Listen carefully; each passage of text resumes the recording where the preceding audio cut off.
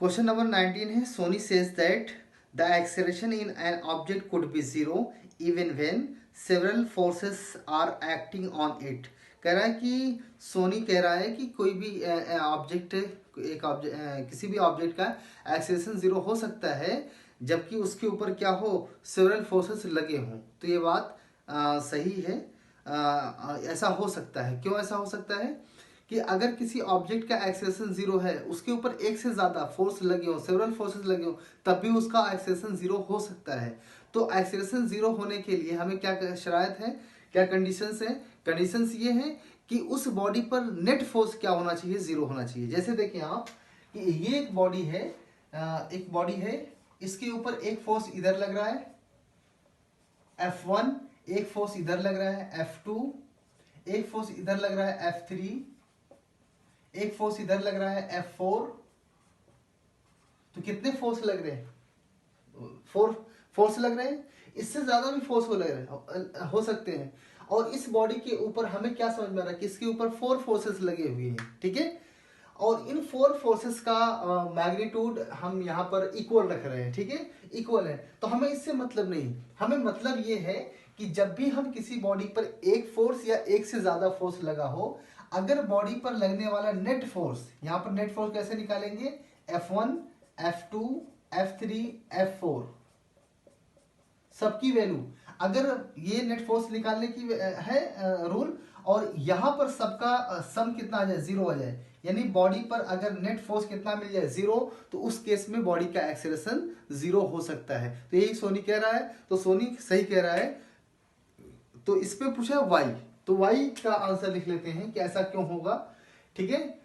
So if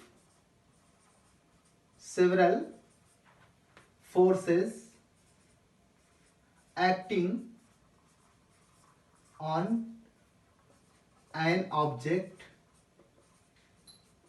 and its resultant, that is net force,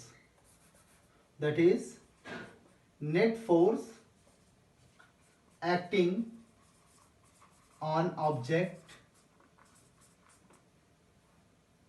if several force acting on an object and its resultant,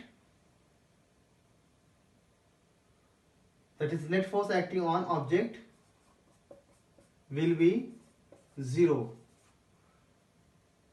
is possible, ठीक है। Several force लग रहे हैं और सबका सम क्या है, सबका सम जीरो होगा, ये कंडीशन पॉसिबल है। Therefore, in this condition,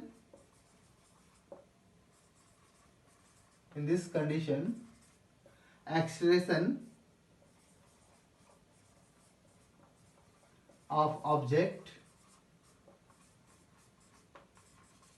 will be zero, ठीक है। इस कंडीशन में ऑब्जेक्ट का एक्सेलरेशन जीरो होगा। तो ये क्वेश्चन कह रहा है, क्वेश्चन में क्या कर रहा है कि एक से ज्यादा फोर्स बॉडी पर लग रहा है, लेकिन उस बॉडी का एक्सेलरेशन जीरो हो सकता है। आंसर इस हो सकता है। क्यों हो सकता है? क्योंकि एक से ज्यादा फोर्स लगा हो, हमको उसको नहीं देखना है, हमको क्या देखना है कि बॉडी पर नेट फोर्स कितना है। अगर सेवरल फोर्सेस किसी बॉडी पर लगे हैं और इन सेवरल फोर्सेस का सम रिजल्टेंट क्या आ रहा है, जीरो आ रहा है, तो ये हो सकता है। एग्जाम्पल आपके सामने रखा हुआ है कि एक से ज्यादा फोर्सेस है, सेवरल फोर्सेस लगी हुई हैं, और इस केस में इन सब का मैग्नीट्यूड हमने इक्वल रखा हुआ है। इक्वल होने की वजह से फोर्स एक से ज्यादा है, लेकिन इन सब का रिजल्टेंट क्या है। जैसे देखो F1 इक्वल टू हमने ले लिया सपोज 5 न्यूटन। F1 कितना हो गया, 5 न्यूटन। इसको भी हमने कितना ले लिया, 5 न्यूटन। इसको हमने ले लिया सपोज 5 ही कर ले या उससे ज्यादा कर ले, लेकिन यहां पर अपोजिट वाला फोर्स हमने इक्वल कर लिया, सपोज 10 न्यूटन, ये भी सपोज 10 न्यूटन। तो ये इसको बैलेंस कर लेगा, इसको बैलेंस कर लेगा, नेट फोर्स कितना आ जाएगा, जीरो हो जाएगा। तो सेवरल फोर्स बॉडी पर लगा हुआ है लेकिन नेट फोर्स जीरो है, और अगर किसी बॉडी पर नेट फोर्स जीरो होगा तो उसका एक्सेलरेशन क्या होगा, जीरो होगा। तो ये कंडीशन पॉसिबल है। Thank you.